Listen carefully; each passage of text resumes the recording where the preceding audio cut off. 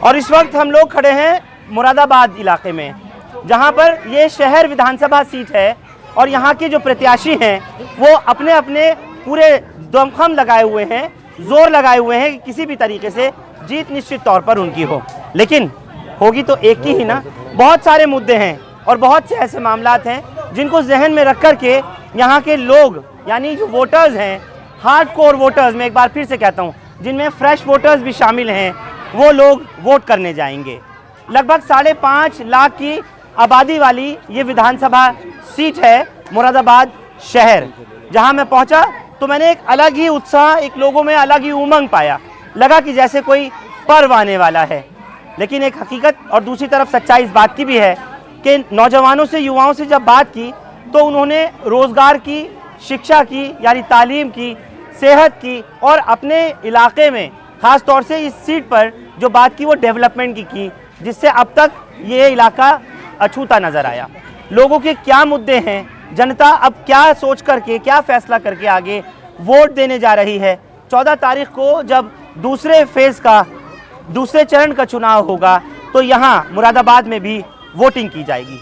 इस वक्त मेरे साथ में जो स्थानीय पत्रकार है अब्दुल्ला फारूक, वो भी मौजूद हैं, क्योंकि पत्रकारों की पैनी नज़र रहती है उन मुद्दों पर, उन मसाइल पर जो जनता से सीधे तौर पर जुड़े होते हैं। प्रत्याशी तो चाहे किसी भी सियासी जमात का, किसी भी सियासी पार्टी का हो, उसकी अपनी अपनी डफली, अपना अपना राग होता है। लेकिन एक बार जान लेता हूं पत्रकार की नज़र से कि क्या यहाँ के मुद्दे और क्या यहाँ के मामले हैं। अब्दुल्ला, हिंदुस्तान लाइव पर स्वागत है। फरहान भाई, यहाँ का जो मेन मुद्दा है वो एक तो एजुकेशन हो गया, दूसरा ट्रैफिक हो गया, और बाकी लाइट की समस्या तो रही है लेकिन अब बेहतर हो चुकी है। और उसके अलावा ये अतिक्रमण, इन तरह के जो मुद्दे हैं शहर में, वो हमेशा ही एक शहर को दिक्कतें हुई हैं। जैसे ये ट्रैफिक है, ट्रैफिक से बहुत दिक्कत हुई है। और बाकी विधायक तो कई बने, हालांकि कई मुस्लिम चेहरे भी बने और जो पिछले विधायक थे वो बीजेपी से रहे हैं, लेकिन जनता जो है वो हमेशा नाखुश ही नज़र आई है। उसकी नहीं, जनता नाखुश नज़र आई है। आपने तो बड़ी बारीकी से उस नफ्स को टटोला होगा जो जनता की है, क्योंकि हम तो आज आए हैं, यहाँ चले जाएंगे, बट आप यहाँ रहते हो, आप यहाँ की स्थानीय पत्रकारिता करते हो। जनता नाखुश किस वजह से है और जो खुश हैं वो खुश किस वजह से हैं? देखिए, अगर हम एक मुस्लिम वोटर्स को अगर देखें तो मुस्लिम्स में जो एक उत्साह है वो कहीं ना कहीं पहले समाजवादी को लेकर था, लेकिन अब समाजवादी को लेकर कुछ कम है। उसकी वजह यही है कि समाजवादी जिन मुद्दों पर आई थी, जो आरक्षण का मुद्दा था, रिजर्वेशन की बात थी, वो रिजर्वेशन की बात बाद में वो पूरी नहीं हो पाई है। एक वजह ये भी रही है। और बाकी अब खुश, मैं मानता हूँ कि ज़्यादा खुश नहीं है, कम ही लोग हैं जो खुश होंगे। मैं मानता हूँ वो या तो कार्यकर्ता हो गए या उनका कोई ना कोई पॉलिटिकल पार्टी में हो, वो लोग खुश होंगे। नहीं तो बिजली का, पानी का, सड़क का, सीवर का, या फिर जो अगर हम बात करें कि स्वास्थ्य का या तालीम का, उसके ऊपर कोई काम नहीं हुआ आज तक, इसका मतलब ये हुआ आपका? नहीं, यहाँ ऐसा कोई काम नहीं हुआ है। देखिए, अगर हम हुआ क्या फिर? देखिए, अगर हम तालीम की बात करें तो तालीम में यहाँ यूनिवर्सिटी तो बनी लेकिन प्राइवेट, ठीक है। और अगर हम हेल्थ की बात करें तो यहाँ आज भी इलाज कराने के लोगों को दिल्ली जाना पड़ता है। यहाँ जो मेडिकल फैसिलिटीज़ हैं वो काफ़ी महंगी हैं, कॉस्टली हैं, और जो गरीब तबका है वो फिर भी दिल्ली की तरफ ही रुख करता है अपने इलाज के लिए। क्या ऐसा लगता है आपको कि नौजवान जो हैं, ख़ासतौर से जो ये फ्रेश वोटर्स हैं, जिनका पहली मर्तबा वोट आया है, उनके अंदर एक उत्सुकता मैं देख रहा हूं, और लोग ये भी कह रहे हैं कि इस बार का जो चुनाव है वो भारतीय जनता पार्टी वर्सेस सपा है, समाजवादी है। क्या ये सही है? तो पार्टी वर्सेस सपा हम यूँ नहीं कह सकते। उसकी वजह है जो प्रत्याशी हैं यहाँ मुरादाबाद का जो समीकरण है वो है 4 अली 1 बजरंग बली। 4 अली 1 बजरंग बली, वो क्या है, उस पर रोशनी डालिए। मान लीजिए कांग्रेस से एक मुस्लिम चेहरा हो गया, समाजवादी से एक मुस्लिम चेहरा हो गया, MIM से मुस्लिम चेहरा हो गया, BSP से मुस्लिम चेहरा हो गया, लेकिन बीजेपी से एक ही चेहरा है जो कि बीजेपी का है, रितेश। तो यहाँ का जो चुनावी समीकरण है वो 4 अली 1 बजरंग बली पे आगे टिका हुआ है। ये भी खूब कहा कि यहाँ का जो चुनावी समीकरण है इस मुरादाबाद शहरी सीट का, वो 4 अली और 1 बजरंग बली, ये भी खूब कहा। मैं अब्दुल्ला आपसे बात कंटिन्यू करूँगा। मेरे साथ इस वक्त MIM के जो प्रत्याशी हैं मुरादाबाद शहरी सीट से, वो वाकी रशीद साहब हैं। शुक्रिया सर, बहुत बहुत आपका यहाँ तक आने के लिए आपका बहुत बहुत शुक्रिया। मैं दिल्ली से आया हूँ ये चीज़ जानने के लिए कि मुरादाबाद में लोगों का, वोटर्स का जो मिजाज है, जो मूड है, वो क्या है, क्योंकि आप डोर टू डोर कैंपेनिंग कर रहे हैं, घरों पे जा रहे हैं, लोगों से मिल रहे हैं, क्या मुद्दे हैं ऐसे जिनको लेकर के आप चुनाव में खड़े हुए? देखिए, सबसे बड़ा मुद्दा तो हिस्सेदारी का है। बार बार बात की जाती है हम डेवलपमेंट करेंगे, हर पार्टी कहती है, 70 साल से कहती आ रही है, कितना डेवलपमेंट किसने किया सबको मालूम है। लेकिन जब भी हिस्सेदारी की बात आती है तो उसमें हमारा हक मान लिया जाता है, ख़ास तौर से मुसलमानों का और शोषित वंचित समाज का। किस तरह से? उनको मौका ही नहीं मिलता। अभी आप मुरादाबाद की हालत देख लीजिए, जितना भी कारीगर तबका है, आर्टिज़न है, जो बहुत अपने दिमाग से एक चीज़ बनाता है, क्राफ्ट बनाता है, और क्राफ्ट बना के एक्सपोर्ट चीज़ होती है, वो दुनिया ख़रीदती है उसको। उसकी ये कदर है कि अगर वो किसी सरकारी विभाग में चला जाए तो धक्के दे के उसको बाहर निकाल दिया जाता है। ये उसकी औकात है, ये उसकी हैसियत है।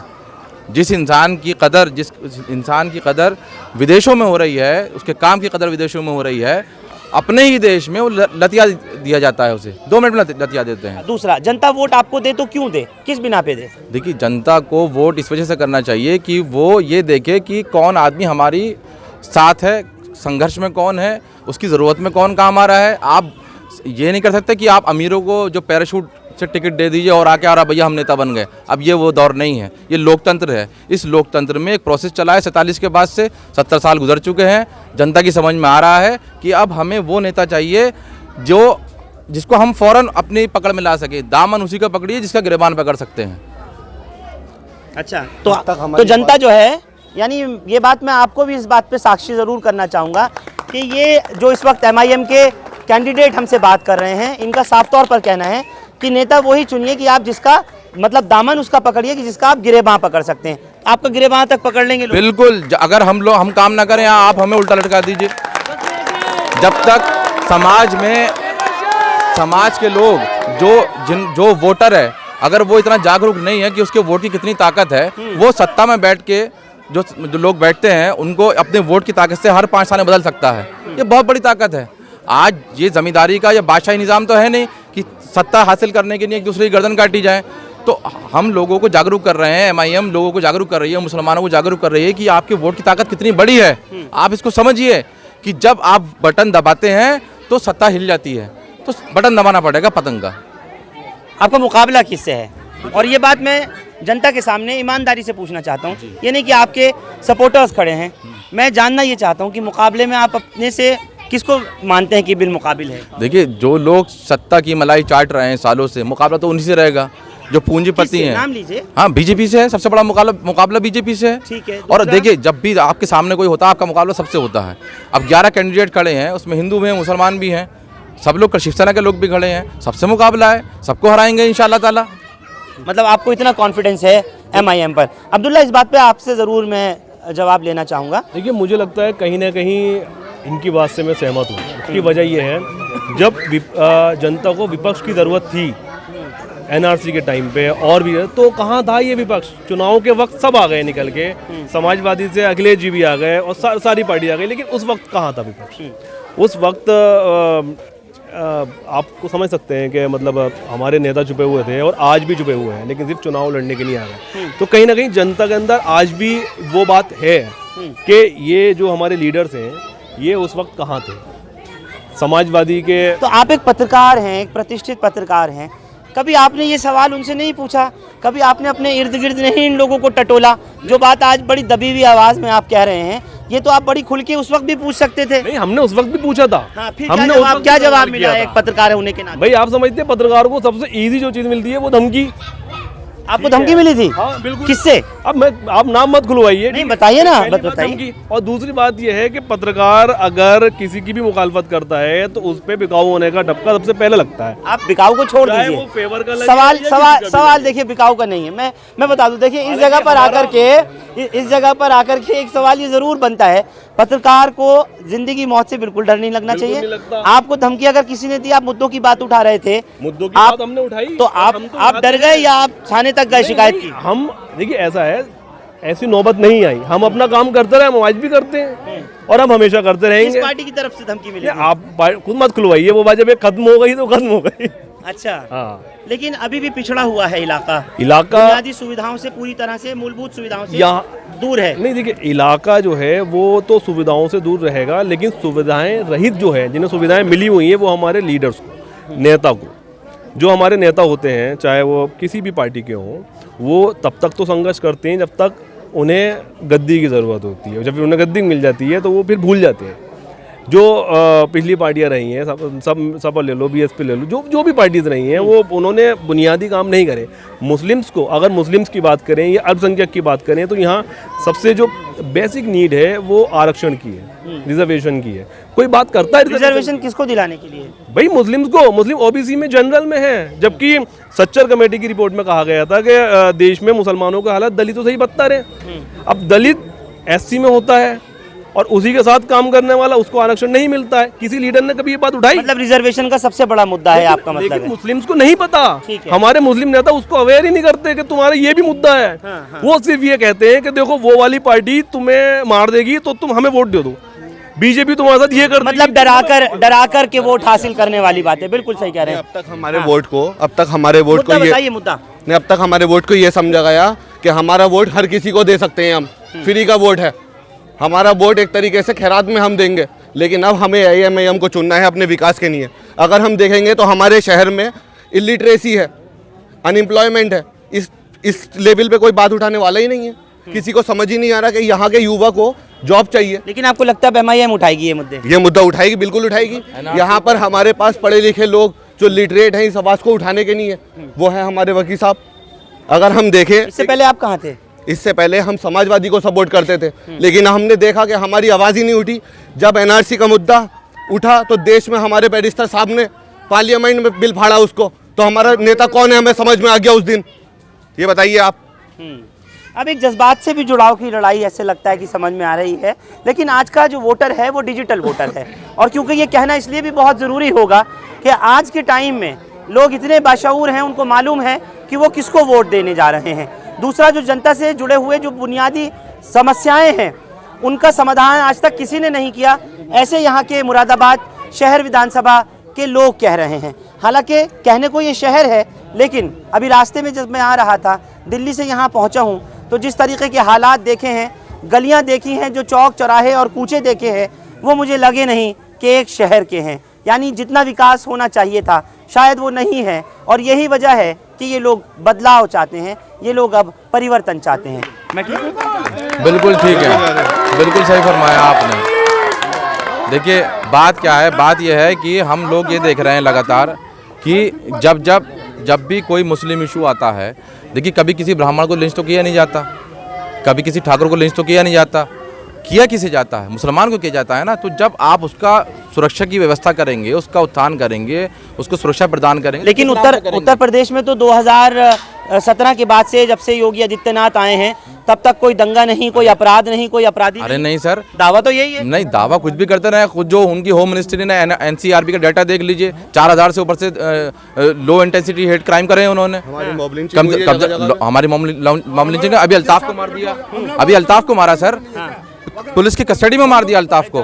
और ये क्या मार दिया कि साहब उसने वो 3 फीट की टोटी पे खड़े होकर फांसी लगा ली। 3 फीट की टोटी पे खड़े होकर फांसी लगा सकता है? आगरे का केस आप बता रहे हैं जी, अल्ताफ वाला। उसके बाद क्या कहते हैं, पहले पहलू खान को मारा था, फिर अखलाक को मारा। ये तो लिंच, हमसे नफरत किस बात की है? हमें शिकायत अपने जो हिंदू समाज है, जो बहुसंख्यक समाज है, हम उनसे कहते हैं हमसे आपको किस बात की शिकायत है? इस बात की कि हम मुसलमान हैं। हमें तो आपसे शिकायत नहीं है कि आप हिंदू हैं। हर किसी को संविधान ने इख्तियार दिया, जिसको जो चाहे मजहब इख्तियार करे। आज लड़कियां जो है कर्नाटक, इस बार का चुनाव जो है वो हिंदू बनाम मुस्लिम होगा, वो या मुद्दे बनाम वो पार्टियां जो जीत चुकी? नहीं, हम मुद्दों पे बात करेंगे। वो चाहते हैं कि 80 और 20 की बात हो, और हम चाहते हैं कि जो NRC CAA में हमारे साथ खड़े रहे, हम उनका साथ देंगे। हम जब NRC CAA का हमने मुद्दा उठाया था तो उस टाइम राजनीतिक दल में नहीं थे, हम सिविल सोसाइटी के लोग थे। लेकिन सबसे पहले हमारे साथ कंधे से कंधा मिला के जो खड़ा हुआ वो MIM के लोग थे, गोली खाने के लिए। इसलिए आज हम MIM में। तो बच्चों की तालीम को देखते हुए या सेहत को देखते हुए, रोज़गार के मसलों को देखते हुए अब तक क्या कुछ किया गया, ये निकल कर के सामने वो दिल की बातें लोगों की आ पाई हैं जो मैंने टटोलने की, उनको खोजने की कोशिश की है। हर तरफ सिर्फ एक ही बात है कि जो कुछ होना चाहिए था वो नहीं हुआ। जो गति थी, जो रफ्तार थी, जो दिखाई गई, वो उससे बरअक्स थी। यानी कहना कुछ था और करना कुछ था। आज लोग अपने को समझते हैं कि हमें ठग लिया गया था। क्या कहना चाह रहे थे आप? बच्चों की पढ़ाई की बात तो बहुत दूर की रही, यहाँ तक कि जो बच्चों के पढ़ने के लिए मदरसे के लिए ज़मीन जो दान किया गया था उस ज़मीन तक को बेच के खा गए यहाँ के लोग, यहाँ के विधायक। और मकसद यही था कि आज यहाँ पर कोई विकास का कोई काम यहाँ शहर में नहीं हुआ है। हमारे बच्चे कौन से विधायक? हाजी यूसुफ अंसारी साहब। आप क्यों डर रहे हैं नाम लेने में किसी का? मैं लूंगा नाम, मैं बयान इसका हम लोगों को यही मिला था कि यहाँ के जो मदरसे की ज़मीन थी उस तक को बेच करके खा गया है। कौन खा गया? देखिए, हाजी यूसुफ अंसारी साहब जो हैं पूर्व विधायक हैं और इस मर्तबा मैदान में हैं। कौन सी पार्टी से प्रत्याशी? सपा के प्रत्याशी हैं और मैदान में हैं। और उनको जगह जगह यही बात कही जा रही है आवाम में भी कि जामिया अरबिया हयातुल उलूम के नाम से एक यूनिवर्सिटी के लिए मौलाना हयात साहब ने कुछ ज़मीन खरीदी थी, जिनका सपना था कि यहाँ एक जामिया अरबिया यूनिवर्सिटी बने जिसमें मुरादाबाद के जो बच्चे हैं उनको तालीम हासिल करने का मौका मिल सके। हाजी यूसुफ अंसारी साहब जो हैं उन्होंने उस ज़मीन को बेच दिया और शहर के अंदर माहौल क्या प्रूफ है जो बात आप कह रहे हैं या जो आप इल्जामात लगा रहे हैं? देखिए, ये सुनी सुनी बातें हैं या ये तथ्यों के साथ है? एविडेंसेस के साथ? तथ्यों के बाद तो ऐसी है कि उसके सारे प्रूफ, सारे कागजात, डॉक्यूमेंट्स मौजूद हैं, हम आपको प्रोवाइड करा सकते हैं। उसके लिए एक तहरीक में कुछ लोगों ने तहरीक भी शुरू की कि जामिया अरबिया हयातुल उलूम बनाओ, बचाओ मोर्चा के नाम से एक मोर्चा भी बना, उसमें काफ़ी साथी मौजूद हैं, मैं उनकी भी वाइट कराने को तैयार हूँ। सारे प्रूफ, ऑडियोस आपको सब मिलेंगी। तो ये खाली ऐसे नाम का इल्ज़ाम नहीं है। तो यानी जो मौजूदा प्रत्याशी हैं समाजवादी पार्टी के, जी। आप खुले तौर पर उनको कह रहे हैं, बिल्कुल। वो जीत कैसे गए थे फिर, या जीतने के बाद ये हुआ है? जीतने के बाद ऐसा हुआ ना। अच्छा जी जी, जब सब सत्ता में आ गए तो सत्ता की जो पावर है उसको उन्होंने मिसयूज़ किया, गलत इस्तेमाल किया। उपयोग किया। बिल्कुल जी। मैं आपसे पूछना चाह रहा हूँ, कितनी उम्र है आपकी और नाम क्या है? मेरा नाम अतीकुर रहमान है। मैं ऑल इंडिया मुस्लिम फेडरेशन का मंडल अध्यक्ष रह चुका हूँ। और हमारे देखिए, आपकी उम्र कितनी है अतीक भाई? मेरी करीब 58 साल की उम्र है। 58 सालों में क्या कुछ देखा यहाँ? हमने यही देखा, हमेशा सबसे पहले हमने झगड़ा देखा सन 1980 का, वो कांग्रेस की देन थी। मैं मुजफ्फरनगर जब फिजाद हुआ था 2012 में, मैं खुद रील्स लेके गए थे। हमने देखा समाजवादी की देन ऐसी थी, जो मुजफ्फरनगर हमारी बच्ची हैं, बेटी हैं, माँ बहनें ऐसी ऐसी रो रही थी, कुछ पूछो मत। वो दुख हुआ इसी समाजवादी पार्टी का, हमने उसका बायकॉट करा था। अब 2014 से लेके अब तक क्या देखा? अब तक तो यही हाल है साहब, हमें तो ढका जा रहा है दफ़ा, इसको वोट दे दो, इसको हरा दो, इसको जिता दो। आज अल्लाह का शुक्र है, हमारी मुस्लिम तंजीम का कायद असदुद्दीन अवैसी साहब, बारिस्टर साहब आए हैं। हमको इंशाल्लाह ताला वोट भी देंगे और लड़ेंगे भी और लड़ाएंगे भी। अभी बिजली का क्या हाल है यहाँ? बिजली का लाइट तो बिल महंगा बहुत है, बिजली बहुत महंगी है, कारोबार परेशान लोग हैं। कितने घंटे आती है? लाइट तो सही आ रही है, 24 घंटे करीब लाइट आ रही पहले है। 24 घंटे में से मुझे बताया गया कि 18 घंटे भी नहीं आती थी। पहले 18 घंटे भी नहीं आती थी, अब 24 घंटे मतलब 23 घंटे, एक घंटे में। ये किसने सुधार करा? ये देखिए सरकार का है। कौन सी सरकार? सरकार जो सबने तो ईमान, मैं देखिए, मैं बताना चाहता हूँ, मैं इतनी दूर से अगर आया हूँ तो सच्चाई जानने के लिए, मुझे सच पता लगना चाहिए। उन मुद्दों की बात भी करिए। देखिए ऐसा प्राइवेट कंपनी का सुधार भी है, कुछ गवर्नमेंट का भी है, ऐसी बात नहीं है। जो अखिलेश ने, जो योगी जी ने जो काम करा है, मतलब घर घर वही बचा है, लेकिन उसका वो बात अलग है, सबको नहीं मिले और ये बात भी सबकी नहीं है। आप दवाइयाँ मिलती हैं आपको? नहीं, दवाई हमने ली नहीं आज तक, न दवाई मिली। जो लोग जाते हैं उनको दवाइयाँ मिलती हैं? हाँ, दवाई डिस्पेंसरी में सरकारी जाते होंगे, मिलती होंगे, वो पहले से मिलती है साहब, दवाई तो पहले से मिलती है। अच्छा, नया क्या हुआ फिर 5 साल में? तो कुछ भी नहीं हुआ, ना तो हमारा कोई इदारा बना, ना हमारी कोई सड़कें बनी, ना कोई विकास हुआ, ना कोई हमारे बच्चों को वजीफा मिला। वजह क्या है? ये मुस्लिम इलाका इसलिए? इसलिए मतलब हमारे साथ तो छूतपना किया जाता है अक्सर, सापा हो या सापा हो, कैसी भी हो। हमारे कायद जो हैं वो बोलते नहीं, जो हमने कायद बना के भेजा असेंबली में कोई आवाज़ उठाते नहीं हैं। बट अपने आप क्या क्या देख रहे हैं आगे, क्या उम्मीद? अल्लाह ताला हमारे नौजवानों में और एक रहर है, और इंशाल्लाह AIM को हम लोग सपोर्ट करेंगे। और हमारे उम्मीद भी है, नौजवान बच्चे, नए नस्ल बच्चे हैं जो पहला वोट डालेंगे, इंशाल्लाह AIM को डालेंगे। सर, उनकी सियासत में अगर हम देखें तो हम, वो लोग हमें एक भी सीट देने के लिए तैयार नहीं है, तो उनकी रणनीति हमें साफ दिख रही है। And this time we are going to support only AIMIM just because they are raising our voice. They are raising your voice. with a great devotion and dedication also. With a great devotion and dedication, they are going to support it. देखिए एक मसला ये है, जो हमारे उत्तर प्रदेश सरकार के मंत्री महोदय थे, जो BJP की सरकार में मंत्री थे, उन्होंने कहा था मुसलमानों को कब्रों से होते निकालो, इन सब में रेप करो। आज समाजवादी पार्टी ने ले लिया, समाजवादी मान के मुसलमान हो गया वो। ठीक है, इसलिए हम इसको विरोध करेंगे। चलिए बाकी आपका बहुत बहुत शुक्रिया कि आपने अपनी बात रखी। वक्त की मेरे पास बहुत तंगी है, जल्दी से बस एक मिनट में सब अपनी अपनी बात रखें। देखिए, मैं इतना कहना चाहता हूँ, अभी अभी आपने बात करी है, आपने जब वीडियो एंड किया था तो कहा था कि मैं यहाँ मुरादाबाद आया, आपने यहाँ के रोड और गलियाँ देखें, उससे पता चलता है कि वो विकास नहीं हो पाया। दूसरी बात, लाइट ही सिर्फ विकास नहीं है ना, देखिए शिक्षा का मुद्दा है, स्वास्थ्य का मुद्दा है, हमारा हॉस्पिटल है, जाकर देखिए आप किसी दिन कि कितना बुरा हाल है आवाम के लिए, आर्टिजन्स के लिए, जो उनको ज़रूरत पड़ती है। जैसे कि अभी हमारे विधायक जी कह भी रहे थे इस बात को कि होने वाले विधायक जी होने वाले विधायक जी कह रहे थे इस बात को कि जीतने के बाद सबसे पहले इसी मुद्दे को उठाया जाएगा। हॉस्पिटल में जाके देखिए, दवाइयाँ अवेलेबल नहीं है, टेस्ट अवेलेबल नहीं है, और दूसरा मुद्दा शिक्षा का है, स्कूल नहीं है। सरकारी स्कूलों में अगर हैं तो उनमें पढ़ाई नहीं होती तो बिल्डिंग की हालत बहुत बद से बदतर है। तो देखिए, विकास जो सभी चीज़ों से जुड़ा हुआ है, खाली लाइट का मामला नहीं है। ठीक है, एक मिनट। मुरादाबाद का हालात बहुत ही अच्छा कारोबार था, अब ये सरकार जाने के बाद कारोबारी हालात बिल्कुल खराब कर दिया। कारोबार बिल्कुल नहीं है मुरादाबाद के अंदर। पूरे इंडिया से लोग मुरादाबाद में आया करते थे कारोबार के लिए, इतने अच्छे कारोबार चल रहे थे, मगर कारोबार बिल्कुल नहीं है। इसको जब MIM की सरकार आएगी तो इंशाल्लाह इसको सही कर दिए जाएंगे। बाकी ये कि कारोबार के यहाँ पर बिल्कुल हालात ख़राब है, कारोबार बिल्कुल नहीं है। हर आदमी हाथ पे हाथ रख करके बैठा हुआ है और हर आदमी परेशान है। घर में लोगों को परेशानी आ रही है, तंगियाँ आ रही हैं, मजबूरी का सामना करना पड़ रहा है। यहाँ के कारोबारी हालात सबसे ज़्यादा बेकार हो गया। इसको सुधारने का जो उम्मीद दिख रहा है वो सिर्फ MIM को दिख रहा है कि ये सुधार सकते हैं यहाँ के शिक्षा को, यहाँ के कारोबार को और यहाँ के स्वास्थ्य को, सबको सुधारने का काम जो कर सकते हैं वो MIM के अंदर मैं देख रहा हूँ, इसलिए मैं उसका सपोर्टर हूँ। चलिए खत्म करूंगा बात। हाँ, इस शेयर के साथ मैं आपसे रुखसत लूँगा कि कुछ ना कुछ लाना पड़ेगी खुद में बेदारी हमें, कुछ ना कुछ लाना पड़ेगी खुद में बेदारी हमें, लूट लेगी रहबरों की वरना मक्कारी हमें, लूट लेगी रहबरों की वरना मक्कारी हमें, और दोस्तों की दुश्मनी पर रखी जाएगी नज़र। ये जो समाजवादी और कांग्रेस दोस्त बन के आते हैं, ये उन्हीं की है नीयत है कि दोस्तों की दुश्मनी पर रखी जाएगी नज़र, अब नहीं बर्दाश्त आमिर कोई गद्दारी हमें। बहुत बहरहाल ये जनता है और अपना अपना सबको वक्तव्य रखने का, अपनी बात को कहने का सबको हक है। और जो जनता है, जो उसका दुख है, वही दुख से ही जन्मा एक दुखियारी है। इनके अगर मुद्दे पिछड़े हैं, ये इलाका अगर आज पिछड़ा है तो सिर्फ और सिर्फ बुनियादी उन मसाइल की वजह से जिनको नज़रअंदाज किया गया। आप लोग हमारे साथ मुरादाबाद शहर विधानसभा से जुड़े, आपका बहुत शुक्रिया। हिंदुस्तान लाइव फरहान याहिया YouTube पर सब्सक्राइब कर सकते हैं और क्लिक कर सकते हैं बेल आइकन हमारी खबर की पहली नोटिफिकेशन के लिए।